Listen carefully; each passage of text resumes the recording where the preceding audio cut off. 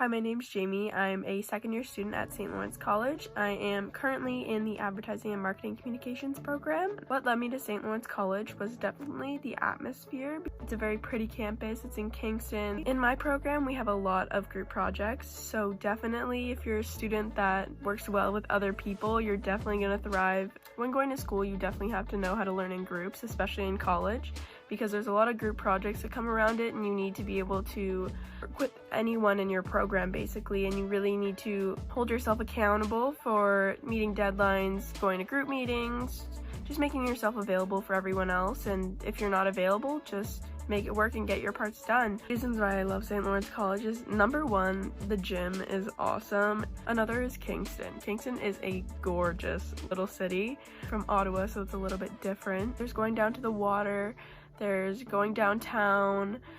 It's honestly, you kind of get used to it, but in the beginning it's super cool to kind of just be in a new city and make your own story of your life as you're growing older.